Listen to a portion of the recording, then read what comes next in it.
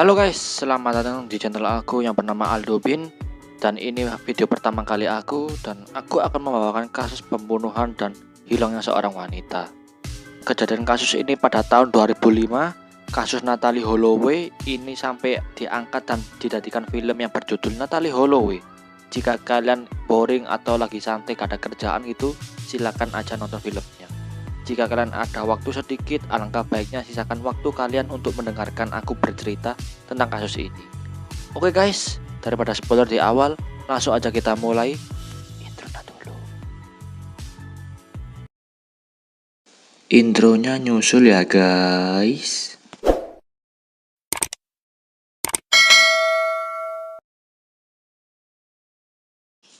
Natalee Ann Holloway. Gitu kah cara bacanya? Seorang gadis yang menurut saya sangat cantik seperti mantan kekasih saya di dalam mimpi, dan dia lahir pada 21 Oktober 1986 di Clinton, Mississippi, Amerika Serikat.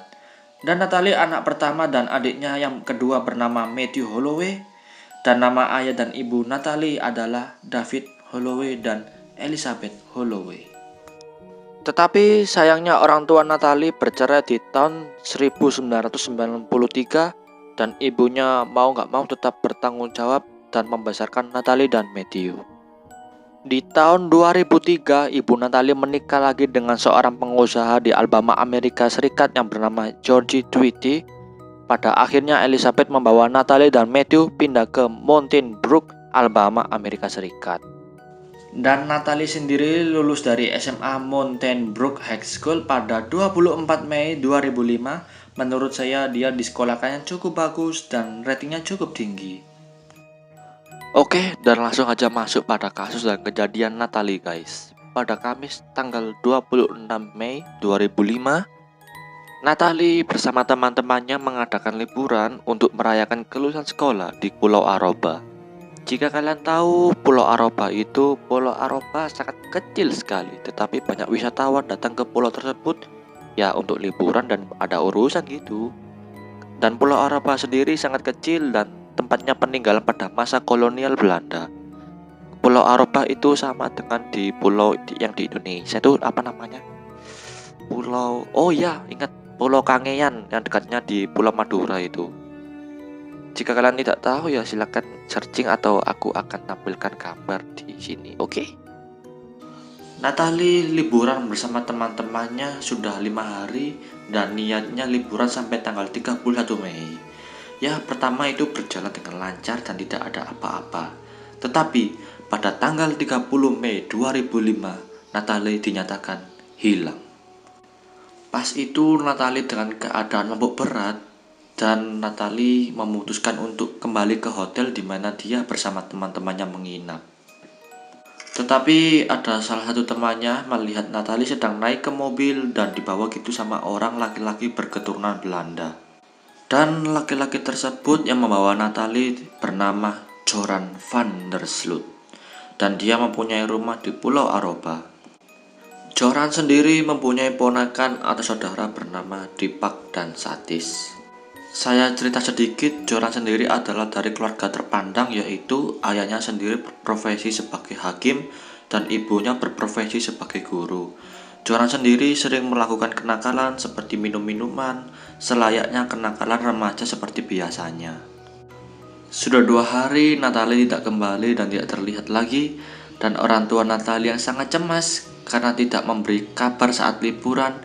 Dengan terpaksa orang tua Natalee terbang ke Pulau Aruba. Sesampai di Pulau Aruba, orang tua Natalee meminta tolong kepada polisi setempat untuk melakukan investigasi. Tetapi sayangnya polisi tidak bisa melakukan karena jika ada orang hilang kurang dari 3 hari, polisi tidak bisa menyatakan bahwa Natalee itu menghilang. Orang tua Natalee menunggu sampai 3 hari dan pada akhirnya Natalee dinyatakan menghilang. Akhirnya pihak kepolisian Aruba mencari Natalee selama 2 minggu dan juga dibantu oleh kedutaan Amerika. Pada akhirnya polisi mengetahui dan menangkap pemuda yaitu Joran van der Sloot karena orang yang terakhir kali bersama Natalee saat itu.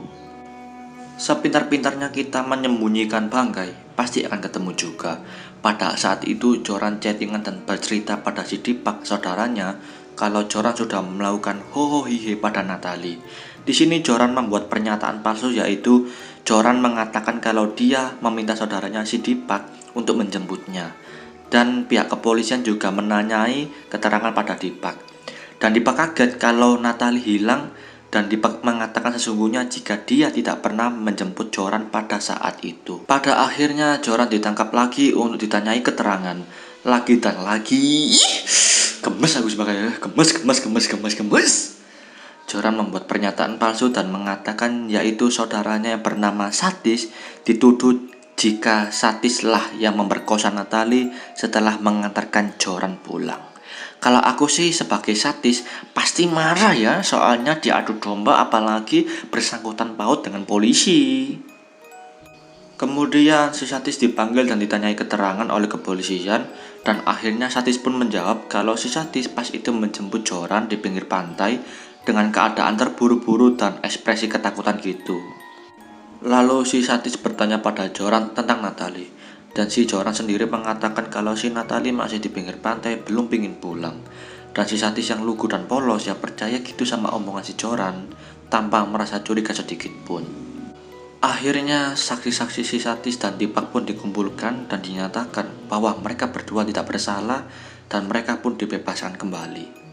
Si Joran sendiri tetap ditahan dan ditanyai lebih lanjut, tetapi tetap saja dia membela dan berpegang teguh kalau jawaban dia benar. Jika pas itu si Joran meninggalkan Natalie di pinggir pantai sendirian dengan keadaan mabuk dengan beralasan Natalie diajak pulang tidak mau. Mendengar hal itu, ibu Natalie sangat marah kepada Joran karena tega meninggalkan anaknya sendiri dengan keadaan mabuk, apalagi anaknya itu perempuan.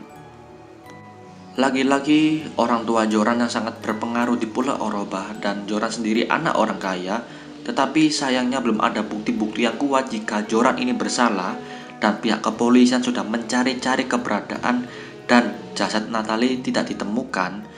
Pada akhirnya pihak kepolisian dengan terpaksa melepaskan kembali si Joran ini. Pada 18 Desember 2007, kasus Natalie Holloway ini ditutup oleh Jaksa Aruba tanpa mendakwa siapapun yang melakukan kejahatan. Ibu Natalie yang mendengar hal itu sangat emosi karena tidak ada yang bertanggung jawab serta tidak ada pelaku yang bisa ditangkap atas hilangnya Natalie Holloway, dan ibu Natalie membuat pernyataan serta memberitakan di televisi jika di Pulau Aruba tidak aman dan sering terjadi kriminal maupun kejahatan.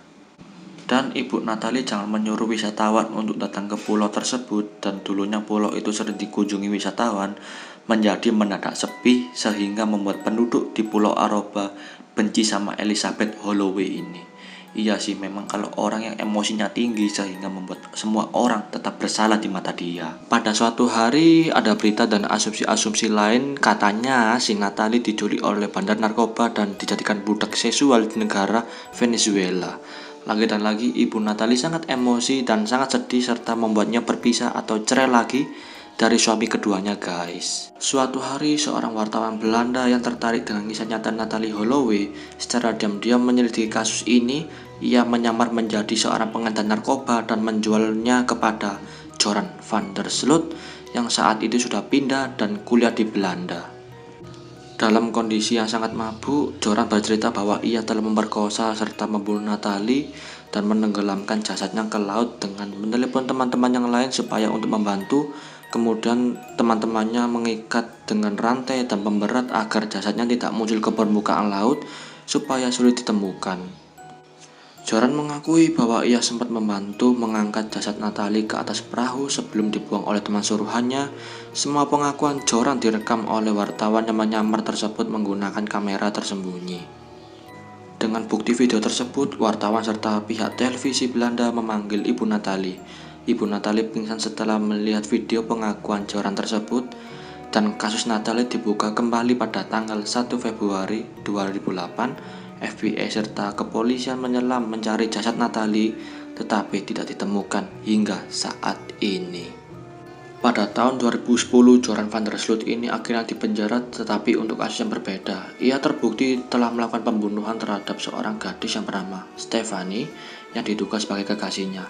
Joran memukuli gadis tersebut hingga tewas dan mengambil duit dalam dompet gadis tersebut seperti kartu kredit, uang, dan yang lain. Gadis ini yang ditemui pertama kali saat bermain di salah satu kasino di negara Peru. Atas kelakuannya itu, Joran tersebut dipenjara selama 28 tahun. Padahal kan Joran kan anak orang kaya, ngapain kok harus membunuh dan mengambil uang ya? Aneh. Sedikit cerita, sebelum Joran pergi ke negara Peru, dia meminta dan memeras ibu Natalie sebesar 25.000 US dollar. Ya kalau dirupiahkan berapa itu? Berapa juta itu ya? Dan Joran akan memberitahu di mana jasad Natalie berada. Dan pada akhirnya Joran tidak menepati sesuai omongan dia. Elizabeth yang merasa dipermainkan melaporkan kepada pihak USA untuk menuntut Joran karena pemerasan kepada Elizabeth, ibu Natalie. Pihak kepolisian menduga sangat kuat kalau Joran menggunakan uang hasil dari pemerasan tersebut untuk melakukan perjalanan ke negara Peru, di mana akhirnya ia bertemu gadis yang bernama Stephanie dan menghabisi nyawanya. Pada tahun 2012, ayah kandung dari Natalie mengajukan permohonan agar Natalie dinyatakan meninggal dunia. Menurutnya sudah tidak ada lagi harapan putrinya akan ditemukan dalam kondisi hidup. Permohonannya pun dikabulkan. Natalie dinyatakan sudah meninggal dunia walaupun jasadnya belum ditemukan hingga saat ini. Ibu Natalie, Elizabeth, sangat menyesal tindakan mantan suaminya tersebut. Menurutnya selama jasad Natalie belum ditemukan, dia masih punya harapan bahwa Natalie masih hidup. Berbagai pendapat muncul atas tindakan sang suami atau mantan ayahnya Natalie.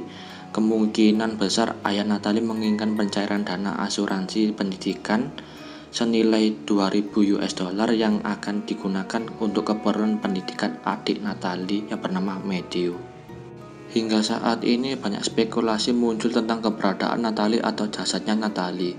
Salah satunya yang sempat heboh adalah penemuan tulang tengkorak manusia yang ditemukan oleh turis lansia yang sedang menyelam di Pulau Aruba.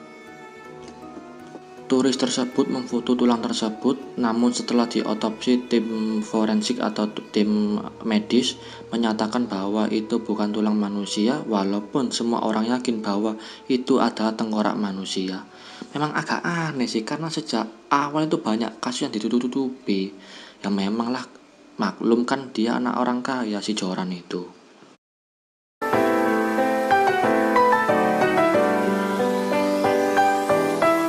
Oke guys, thank you yang sudah menonton dari awal hingga akhir. Ini video pertama kali aku yang menceritakan kasus hilangnya Natalie Holloway, mantan kekasih saya yang berada di dalam mimpi.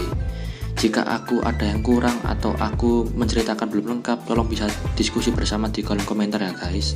Oke guys, jangan lupa like dan subscribe, karena like dan subscribe kalian sangat berarti, sangat berharga, sangat yang terbaik untuk saya.